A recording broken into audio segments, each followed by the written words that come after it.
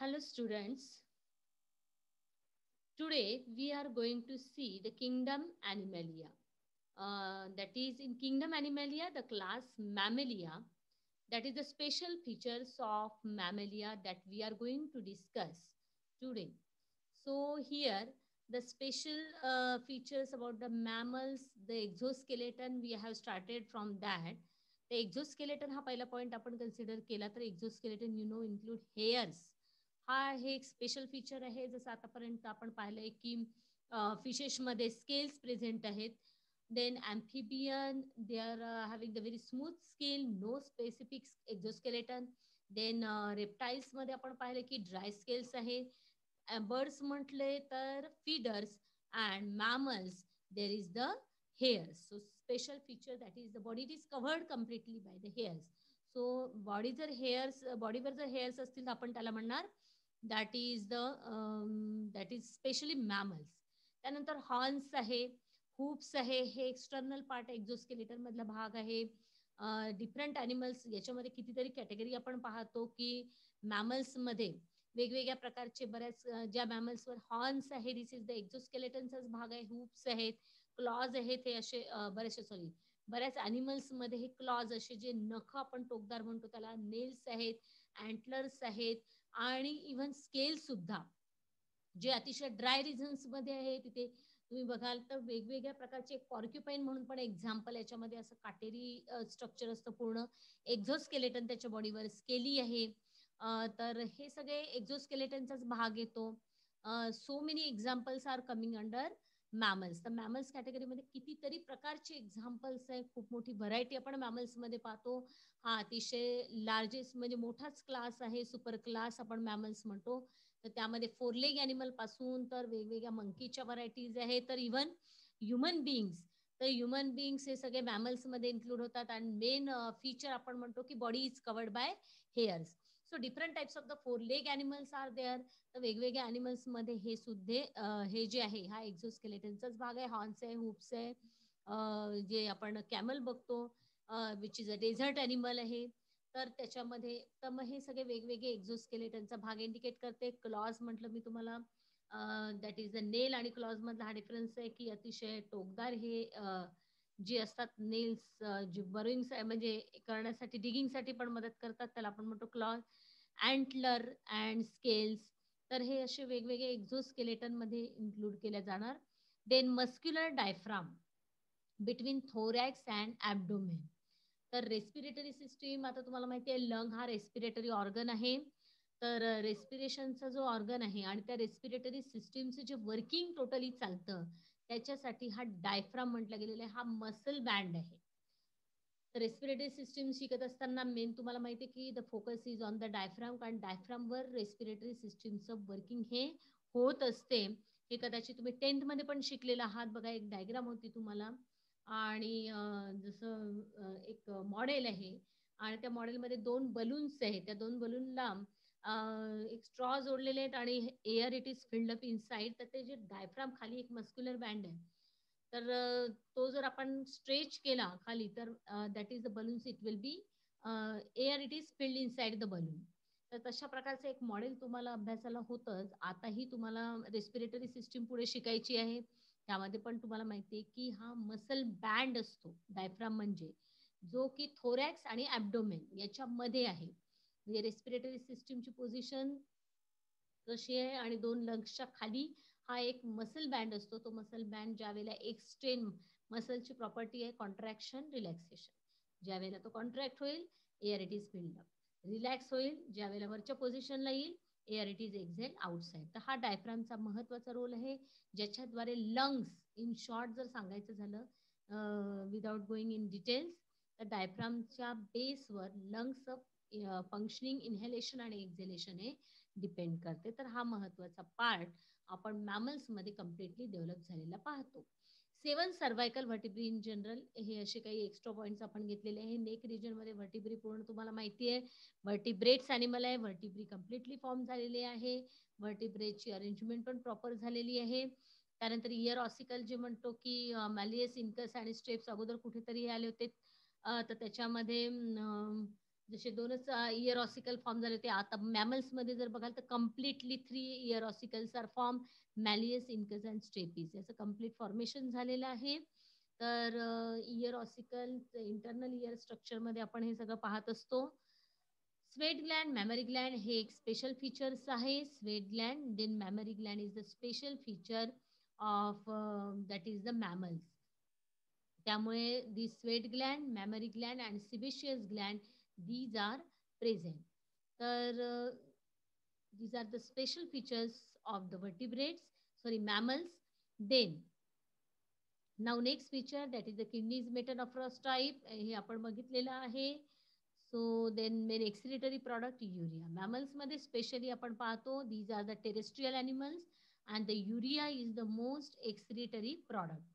Respiration म्हटलं pulmonary only, कारण की लंग्स टेरेस्ट्रियल ॲनिमल्स आहेत मोस्टली आणि that is the respiration it takes place through the lungs. Okay.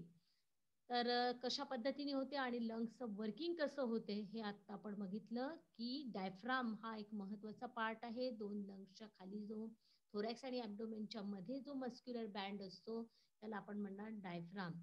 तर आता इथे मॅमल्समध्ये जर बघितल्या तर ज्या सिस्टीम्स कम्प्लिटली फॉर्म ऑलरेडीच झालेले आहेत, पण त्या सिस्टीममध्ये जी इफिशियन्सी आहे ती इफिशियन्सी खूप चांगल्या पद्धतीने आपण मॅमल्समध्ये स्टडी करू शकतो.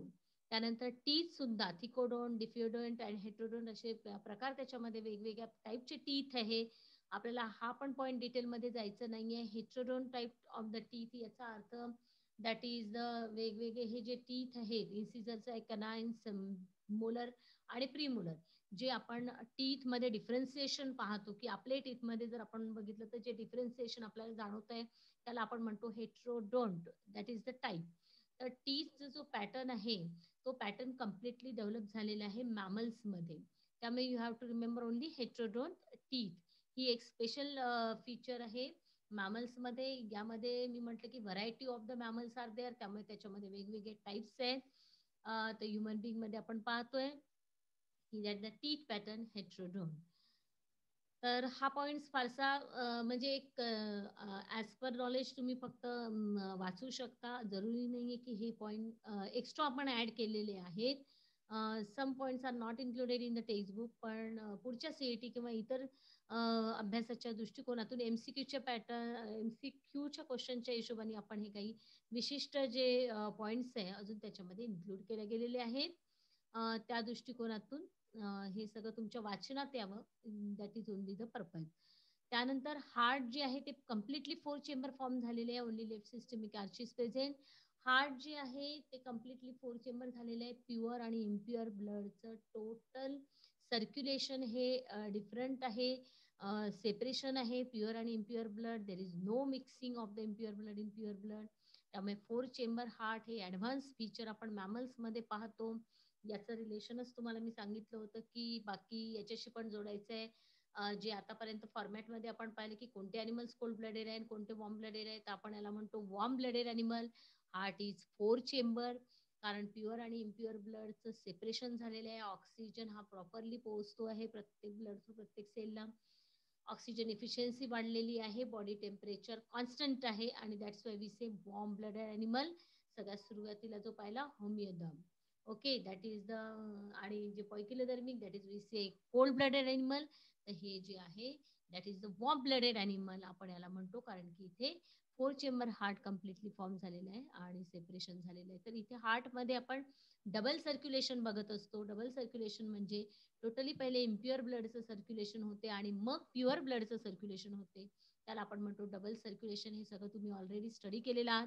पुन्हा डिटेलमध्ये नेक्स्ट इयर तुम्हाला अभ्यास करायचा आहे सर्क्युलेशन टॉपिकमध्ये.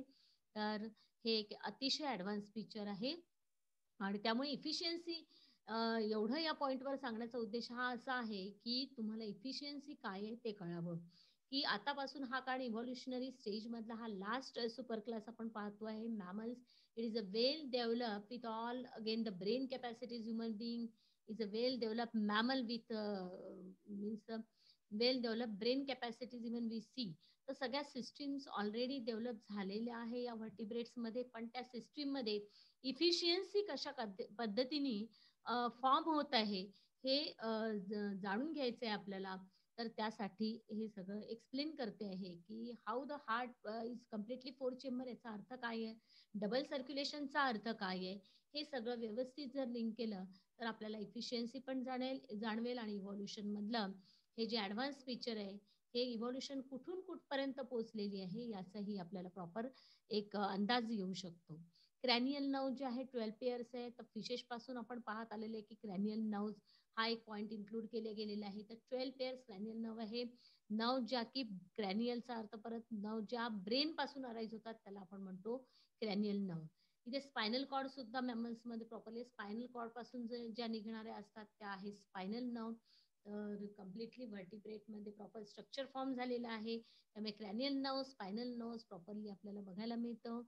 आणि अगेन कॉर्पस कॅलोझम हा जो पार्ट आहे, this is the part of the brain आपण त्याला म्हणतो, की जे 2 हेमिस्फिअर आहे त्याला जे जोडणारं आहे, that is called as the corpus. ब्रेनचे जे 2 हेमिस्फिअर आहे त्याला जोडणारा जो बँड असतो त्याला म्हणतात कॉर्पस कॅलोझम. तर हे स्ट्रक्चरल जेव्हा ब्रेनचं स्ट्रक्चर तुम्ही शिकाल त्यावेळेला येईल. So this is very important. हे जे ब्रेनचं स्ट्रक्चर सांगायचा उद्देश, की ब्रेनची इफिशियन्सी पण वाढते आहे, कारण की हा मॅमल्स आहे, ॲडव्हान्स सुपर क्लास आहे. इथे ॲडव्हान्स फीचर आपल्याला बघायला मिळणार. कॉर्पस कॅलोझम आहे, पोन्स वॅरोली आहे, स्पेशली पोन्सच्या खाली अजून एक ऑर्गन असतो ज्याला आपण म्हणतो मेडुला ऑब्लॉंगेटा. आणि हे सगळं ब्रेनचा पार्ट आहे. हे these are present in the brain. त्यामुळे ब्रेन हळूहळू चांगल्या पद्धतीने डेव्हलप होत आलेला आहे मॅमल्सपर्यंत. मेडुला ऑब्लॉंगेटा पोन्सच्या खालचा जो पार्ट आहे, तो आहे मेडुला ऑब्लॉंगेटा, जे इन्व्हॉलेंटरी सेंटर असतं. इन्व्हॉलेंटरी म्हणजे ज्या ॲक्टिव्हिटीज आपल्या कंट्रोलमध्ये नसतात, फॉर एक्झाम्पल रेस्पिरेशन आहे, सर्क्युलेशन आहे, याचं सेंटर जे आहे ते मेडुला मानलं जातं, जे की पोन्सच्या खाली आहे. तर हे ब्रेनचे सगळे पार्ट्स आहेत वेगवेगळे. ब्रेन इफिशियंटली इथे डेव्हलप झालेला आहे. That is in case of the mammals. Specially in case of the human beings is a well developed mammal where with well developed brain capacity. आणि या पद्धतीने क्रॅनियल नर्व्ह जे आहे 12 पेअर्स आणि हे ओव्हरऑल ब्रेनचं स्ट्रक्चर आपण मॅमल्समध्ये वेल डेव्हलप बघू शकतो. Well it is that is the well developed structure in case of the mammals. त्यानंतर ॲम्निओट्स म्हटलं जातं याला. तर हॅव्हिंग एक्स्ट्रा एम्ब्रियोनिक मेम्ब्रेन आपण अगोदर पण बघितलेलं आहे. तर specially we can consider these are the amniotes. Having the extra embryonic मेम्ब्रेनमध्ये ॲम्निऑन, कोरियॉन अँड ॲलॅन्टॉइड्स. तर हे सगळे एक्स्ट्रा एम्ब्रियोनिक मेम्ब्रेन आहे. This is again to make familiar. हा एक पॉइंट आपण ऍड केलेला एक्स्ट्रा एम्ब्रियोनिक मेम्ब्रेनचा. हा पण आवश्यक नाहीये की तुम्ही लक्षात ठेवावा. पण तरी सुद्धा म्हणजे this is not included again in the textbook, पण एक्स्ट्रा पॉइंट्स आपण या पद्धतीने ऍड केलेले आहे, की थोडे 1-2 पॉइंट्स तुम्हाला ॲज पर कॉम्पिटिटिव्ह एक्झामच्या दृष्टिकोनातून माहिती असावेत आणि त्यासाठी आपण हे काही पॉइंट्स इथे ऍड केलेले आहेत. मोस्टली हे व्हिव्हिपेरस आहे. तुम्हाला माहिती आहे बरंचसं आतापर्यंत आपण पाहिलेली कॅटेगरी, की ओव्हिव्हिपेरस काय आहे, व्हिव्हिपेरस काय आहे आणि त्याच्यामधली इंटरमिजिएट जी कंडिशन आपण बघितली त्याला आपण म्हणतो ओव्होव्हिव्हिपेरस.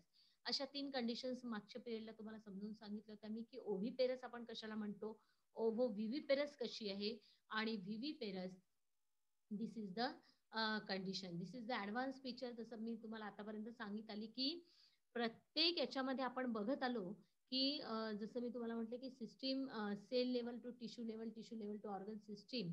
सिस्टीम लेव्हलवर पोहोचल्यानंतर प्रत्येकच सिस्टीम ही कशी वेल डेव्हलप झालेली आहे. त्यातल्या रिप्रोडक्टिव्ह सिस्टीमचा पण हा एक भाग आहे, की फर्टिलायझेशन इंटरनल आहे. त्यानंतर हे व्हिव्हिपेरस आहे. They are giving directly birth to young ones. त्यामुळे protection from the enemy it is you can see well in mammals. त्यानंतर डेव्हलपमेंट डायरेक्ट आहे. डायरेक्ट इनडायरेक्ट मधला पण डिफरन्स आपण घेतला होता. इथे डेव्हलपमेंट कशी आहे, डायरेक्ट आहे, कारण ॲनिमल्स कसे आहेत, व्हिव्हिपेरस आहे. आणि इथे placenta generally it is present. What is placenta? तर प्लॅसेंटा हे कनेक्शन असतं बिकॉज द व्हिव्हिपेरस ॲनिमल्स आहे, त्यामुळे embryo it is there inside. हा जो एम्ब्रिओ आतमध्ये असतो त्या एम्ब्रिओचं that is the maternal connection जे असतं, म्हणजे मदरशी जे कनेक्शन असतं त्याला आपण म्हणतो placenta. Okay, so this placenta through that embryo it gets complete nourishment from mother. तर हे झाले these are the different types of the features we have seen, and very advanced feature we have seen in case of the mammals. Few mammals still are oviparous. तर याच्यामध्ये आपल्याला मॅमल्समध्ये जे connective link तुम्ही जर याच्यामध्ये अगोदरही बघितलं असेल की इव्हॉल्युशन हा एक पार्ट तुम्ही 10 पर्यंत शिकलेला आहे, त्यामध्ये तुम्ही बघितलं असेल की कनेक्टिव्ह लिंक काय इंडिकेट करते की आता हा वेल डेव्हलप ऍडव्हान्स लास्ट आपण मॅमल याच्यामध्ये अॅनिमल किंगडम मध्ये लास्ट इव्हॉल्व जो सुपर क्लास पाहतो तो म्हणजे मॅमल्स. पण मॅमल्स हे सगळे विविपेरस जरी असले तरी याच्यामध्ये फ्यू मॅमल्स आपण काय म्हटलेलं आहे ओव्हिपेरस आहे. म्हणजे याच्यामध्ये एक्झाम्पल आहे डकबिल प्लॅटिपस. तर हे ओव्हिपेरस म्हणजे मॅमल्स मध्ये सुद्धा एग्ज लेइंग अॅनिमल्स आहे. तर हे इंडिकेट करते की अगोदरची लिंक आहे की याच्या अगोदरचे अॅनिमल जे ओव्हिपेरस आहे त्याच्यापासूनच हे अराईज झालेले आहेत. त्यामुळे this is giving the connective link. त्यामुळे डकबिल प्लॅटिपस हे एक कनेक्टिव्ह लिंक म्हणून आपण कन्सिडर करू शकतो की अगोदर कोणते अॅनिमल्स होते आणि नंतर कोणते अॅनिमल्स आहेत. म्हणजे रेप्टिलिया, बर्ड्स आणि मॅमल्स आपण हा सिक्वेन्स मानतो त्या पद्धतीने. तर this is the connective link. We can say few mammals are oviparous, otherwise mammals are viviparous. Some have pouches. अजून आता याच्यामध्ये जर व्हरायटी बघायची तर काही अॅनिमल्स मध्ये आपण काय म्हटलंय, these are having the pouches for development of immature young once.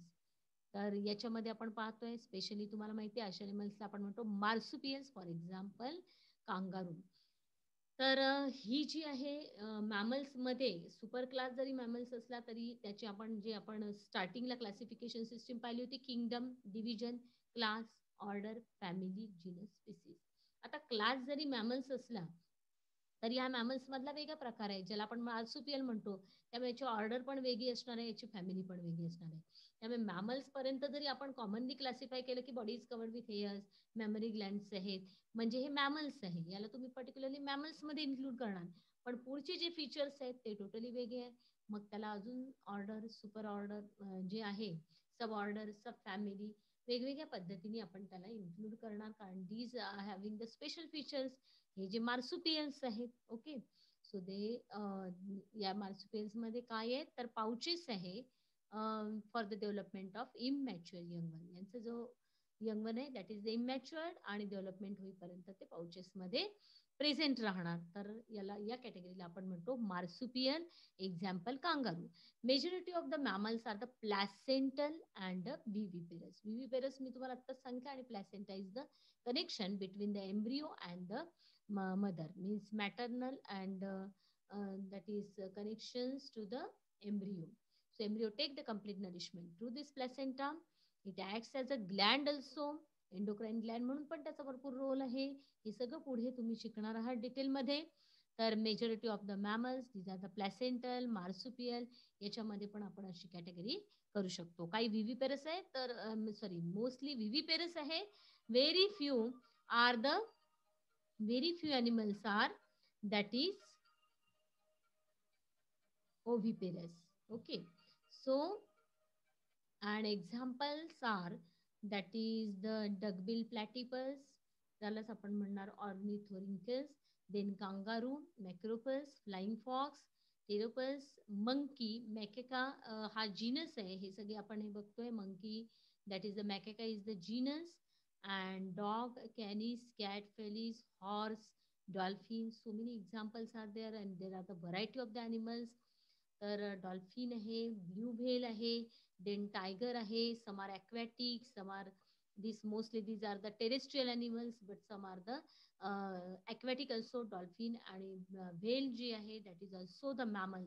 So there are so many varieties you can see in case of the mammal. These are all the features of the mammals. The mostly the main characters that is we have to put up, that is from the format जो मी तुम्हाला अगोदर सांगितलं होतं त्या format नुसार आपल्याला घ्यायचंय. So many characters and we have discuss in details about all the characters. आपण हे डिटेलमध्ये बघितलेले आहे. आता इथे हा ॲनिमल किंगडम टॉपिक संपतो आहे.